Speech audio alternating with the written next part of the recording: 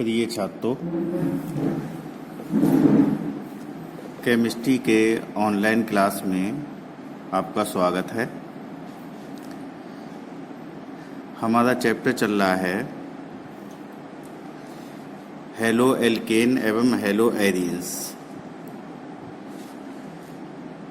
उसमें कल हमने आपके लिए रासायनिक गुण बताए थे। इस टॉपिक के लिए अब आगे बढ़ाते हैं। इसमें आगे है नाभिक स्थायी प्रतिस्थापन अभिक्रियाओं की क्रियाविधि। तो पहले समझते हैं नाभिक स्थायी प्रतिस्थापन अभिक्रियाएं क्या है। ऐसी अभिक्रियाएं जिनमें एक प्रबल नाभिक स्नेही, जिसे NU पर माइनस का चार्ज लगा के प्रदर्शित करते हैं, एक दुर्बल नाभिक स्नेही को प्रतिस्थापित कर देता है। नाभिक स्नेही प्रतिस्थापन अभिक्रियाएं कहलाती हैं। या दूसरे शब्दों में इसे कहें, वे प्रतिस्थापन अभिक्रियाएं जो नाभिक स्नेही अपकर्मक द्वारा संपादित होती हैं, नाभिक स्नेही प्रतिस्थापन अभिक्रियाएं कहलाती हैं। नाभिक स्नेही प्रतिस्थापन अभिक्रियाएं दो प्रकार की होती हैं। Number 1 SN1। S का मतलब होता है सब्स्टिट्यूशन, N का मतलब होता है न्यूक्लियोफिलिक, यानी और बन जो लगा है वो इसकी कोटि को प्रदर्शित करता है। हिंदी में कहते हैं इसे एकाणुक नाभिक स्नेही प्रतिस्थापन अभिक्रिया। यह एक प्रथम कोटि की अभिक्रिया है। SN1, S का मतलब इंग्लिश में सब्स्टिट्यूशन, N का मतलब न्यूक्लियोफिलिक। अवकर्मक द्वारा जो प्रतिस्थापन अभिक्रियाएं हैं वो SN द्वारा प्रदर्शित करते हैं, और बन का मतलब इसकी कोटि 1 है। कोटि के विषय में हम केमिकल काइनेटिक्स में आपको बता चुके हैं कि कोटि क्या होती है। इसमें भी आगे चर्चा है इस पर। ये एक प्रथम कोटि की अभिक्रिया है। अभिक्रिया की दर केवल एल्किल हैलाइड की सांद्रता पर निर्भर करती है। इसमें जो भाग लेते हैं, एक न्यूक्लियोफिलिक अपकर्मक होगा और एक एल्किल हैलाइड होगा। तो इसमें अभिक्रिया की जो दर है, अभिक्रिया का जो वेग है, वो केवल एल्किल हैलाइड की सांद्रता पर निर्भर करता है, न्यूक्लियोफिलिक अपकर्मक की सांद्रता पर निर्भर नहीं करता है। इसलिए इसे प्रथम कोटि की अभिक्रिया कहते हैं। अभिक्रिया की दर नाभिक स्नेही अभिकर्मक की सांद्रता पर निर्भर नहीं करता है। ये SN1 अभिक्रिया जो हैं वो तृतीयक हेलो एल्केन प्रदर्शित करते हैं। जैसे इसका एग्जाम्पल है CH3 का whole thrice C single bond Cl plus KOH की अभिक्रिया होती है तृतीयक ब्यूटिल क्लोराइड की क्रिया KOH पोटेशियम हाइड्रोक्साइड के साथ होती है, तो बनता है CH3 का होल थ्राइस COH तृतीयक ब्यूटिल एल्कोहल प्लस KCl बनता है। और ये अभिक्रिया कैसे करके होती है, कितने पदों में होती है संपादित, इसको कहते हैं इसकी क्रियाविधि। तो आपको इस सिलेबस में जो है नाभिक स्नेही प्रतिस्थापन अभिक्रियाओं की क्रियाविधि आपके सिलेबस में है, जिसको ध्यान से समझिएगा। अभिक्रिया 2 पदों में पूर्ण होती है, अग्रसर होती है। 2 पदों में ये अभिक्रिया होती है। कुछ अभिक्रियाएं 1 पद में संपादित हो जाती हैं, कोई 2 पदों में होती हैं, कोई 3 पदों में होती हैं। तो ये प्रथम पद में क्या होता है, प्रथम पद में एल्किल हैलाइड का आयनन हो जाता है, जिसके फलस्वरूप कार्बधनाइन बनते हैं। प्रथम पद मंद तथा उत्क्रमणीय होता है और अवक्रिया की दर केवल इस पद पर निर्भर करती है। अब देखिए इसकी क्रिया विधि के लिए, ये C से 3 CH3 ग्रुप सिंगल बॉन्ड से जुड़े हैं और एक कोई X मीन्स है halogen, fluorine, chlorine, bromine, iodine, ये जो है कार्बन से 3 CH3 ग्रुप जुड़े हैं सिंगल बॉन्ड से और ये एक हेलोजन जुड़ा है।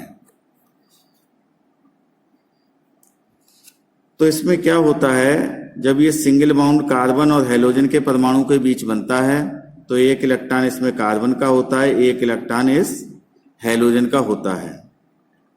तो इसमें बंध विखंडन दो प्रकार से होता है, होमोलाइटिक और हेटेरोलाइटिक। यहाँ हेटेरोलाइटिक बॉन्ड फ्यूजन होता है, ये दोनों इलेक्ट्रॉन इस हेलोजन परमाणु की ओर प्रतिस्थापित हो जाते हैं। तो ये आपका जो बन गया, इस कार्बन का जो एक इलेक्ट्रॉन था वो इलेक्ट्रॉन भी इस पर हेलोजन पे चला गया। तो इस पर 2 इलेक्ट्रॉन हो गए, एक अपना इलेक्ट्रॉन है इसका, एक कार्बन का आ गया इसलिए एक माइनस आ गया, और इसका एक इलेक्ट्रॉन कार्बन का निकल गया इसलिए इस पर एक पॉजिटिव चार्ज आ गया। ऐसा धनायन जिसमें धनावेश कार्बन पर होता है कार्ब धनायन कहलाते हैं। तो ये है आपका तृतीयक ब्यूटिल हैलाइड। तो ये मंद गति से इसका आयनन हो गया, तृतीयक ब्यूटिल कार्ब धनायन बन गया और ये आपका जो है हेलोजन आयन बाहर निकल गया। अब दूसरा पद देखिए, दूसरा पद तीव्र पद है, तीव्र पद है, दूसरा पद तीव्र पद है। इस पद में कार्ब धनायन तथा नाभिक स्नेही अपकर्मक के मध्य अवक्रिया होती है। दूसरा पद तीव्र गति से होता है इसलिए अवक्रिया के वेग पर इसका प्रभाव नहीं पड़ता है। अब ये तृतीयक ब्यूटिल कार्ब धनायन है, ये जो न्यूक्लियोफिलिक रीजेंट है, ये रीजेंट इस पर अटैक करता है। अटैक करके तीव्रता के साथ ये कार्बन के साथ OH सिंगल बॉन्ड से जुड़ जाता है, सिंगल बॉन्ड से ये जुड़ जाता है क्योंकि ये 2 इलेक्ट्रॉन इस पर हैं, तो ये एक इलेक्ट्रॉन इसे दे देता है जिससे ये पॉजिटिव चार्ज खत्म हो जाता है और इस पर एक इलेक्ट्रॉन आ जाता है, एक इलेक्ट्रॉन इसका एक O का, मिलकर ये जो है सिंगल बॉन्ड बना लेते हैं। ये जो है टर्सरी ब्यूटिल अल्कोहल आपका प्राप्त हो जाता है। तो ये अभिक्रिया जो है इसको बहुत समझने की जरूरत है, 2 पदों में पूर्ण हो रही है।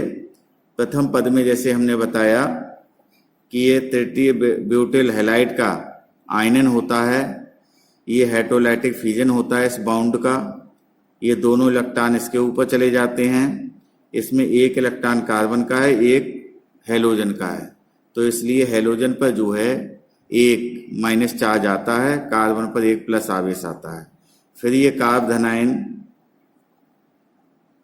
न्यूक्लियोफिलिक रीजेंट के साथ जुड़कर तीव्रता के साथ में एल्कोहल बना लेता है। तो ये इस प्रकार से इसकी जो है क्रिया विधि जो है एसेनमन अपक्रिया केवल तृतीयक हेलो एल्केन देते हैं। अब जिनका आयनाइजेशन आसानी से नहीं होता, जैसे प्रथम और द्वितीयक हेलो एल्केन का, वो SN2 अपक्रिया देते हैं।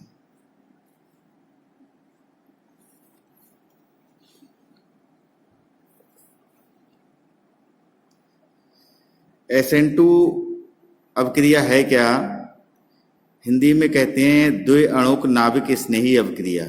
इंग्लिश में S का मतलब है सब्स्टिट्यूशन, N मीन्स है न्यूक्लियोफिलिक, और ये 2 जो अंक लिखा है इसके ऊपर ये प्रदर्शित करता है ये द्वितीय कोटि की अवक्रिया इसकी कोटि के लिए प्रदर्शित करता है।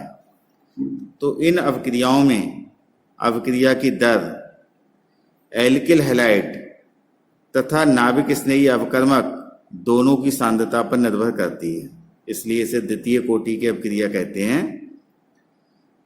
प्राथमिक हेलोएल्केन तथा द्वितीयक हेलोएल्केन SN2 अभिक्रिया देते हैं।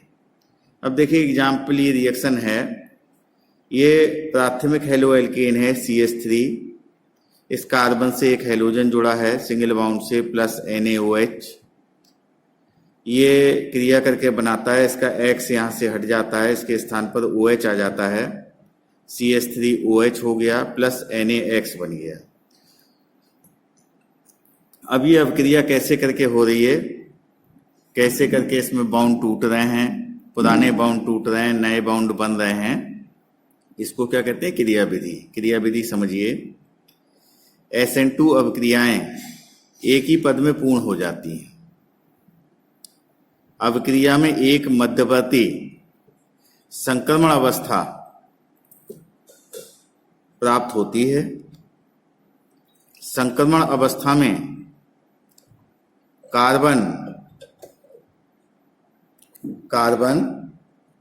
नाभिक स्नेही अपकर्मक, जिसे NU द्वारा प्रदर्शित किया गया है, तथा हैलोजन जिसे X द्वारा प्रदर्शित करते हैं, दोनों के साथ आंशिक बंध बनाता है। नाभिक स्नेही अपकर्मक भी बंध बना लेता है कार्बन के साथ, और हैलोजन परमाणु भी आंशिक बंध बना लेता है। ये न्यूक्लियोफिलिक अपकर्मक नाभिक स्नेही अपकर्मक के पास ऋणावेश होता है, जिससे वह अपने इलेक्ट्रॉनों को कार्बन परमाणु के साथ साझा करना शुरू कर देता है, जबकि हैलोजन परमाणु आंशिक ऋणावेश प्राप्त कर लेता है, जिसके कारण ये एक इलेक्ट्रॉन युग्म कार्बन परमाणु से अलग कर लेता है। ये तो भाषा हमने लिखी है, जो नीचे हो रही क्रिया इसको समझिए कैसे करके हो रही है। ये अभिक्रिया एक पद में होती है। तो देखिए, इस पर जो न्यूक्लियोफिलिक रिएजेंट है, इसके पास में एक इलेक्ट्रॉन युग्म होता है। ये इस कार्बन के साथ में आंशिक रूप से एक बंध बना लेता है, आंशिक बंध, और ये हैलोजन परमाणु और कार्बन के बीच में विद्युत ऋणात्मकता में अंतर होने के कारण ये इलेक्ट्रॉन युग्म हैलोजन की ओर प्रतिस्थापित हो जाते हैं, जिससे ये जो है इसका कार्बन के साथ में हैलोजन परमाणु का बंध भी आंशिक रह जाता है। ये इसके साथ में जो एक स्थायी बंध था, सिंगल बॉन्ड था, वो आंशिक बंध में परिवर्तित हो जाता है। अब ये जो अवस्था कहलाती है, कार्बन के साथ में न्यूक्लियोफिलिक अपकर्मक ने भी आंशिक बंध बना लिया। ये जो 2 इलेक्ट्रॉन इसके पास हैं, ऋणावेश है इसलिए 2 इलेक्ट्रॉन है इसके पास में, तो ये जो है आंशिक रूप से इस कार्बन के साथ में एक बंध बना लेगा। कार्बन और हैलोजन के बीच में जो स्थायी बंध है, वो बंध भी एक कमजोर बंध में परिवर्तित हो जाएगा, जिसे आंशिक बंध कह रहे हैं, इस रूप में परिवर्तित हो जाएगा। तो ये अवस्था कहलाती है संक्रमण अवस्था। ये मंद गति से होती है, फिर तीव्र गति से जो है ये न्यूक्लियोफिलिक रिएजेंट इस कार्बन के साथ में एक सिंगल बॉन्ड बना लेता है, और ये हैलोजन परमाणु जो है वो यहां से इलेक्ट्रॉन युग्म कार्बन परमाणु से ये अलग कर लेता है। हैलोजन परमाणु ये कार्बन परमाणु से इलेक्ट्रॉन युग्म को अलग कर लेता है और उससे अलग हो जाता है। इस प्रकार से ये मेथिल अल्कोहल प्राप्त हो जाता है। तो ये अभिक्रिया एक ही स्टेप में संपन्न हो जाती है। तो इस क्रिया विधि के लिए जो पूर्व में हमने चैप्टर पढ़ाया था, बॉन्ड फ्यूजन कैसे करके होती है, बॉन्ड कैसे टूटते हैं, कैसे बनते हैं, उस चैप्टर को आप पढ़िएगा तो ये क्रिया विधि समझ में आपकी आसानी से आ जाएगी। कोई समस्या आती है तो 1 बजे से 2 बजे के बीच में आप जो है फ़ोन करके हमसे संपर्क कर सकते हैं और हमसे ये पूछ सकते हैं।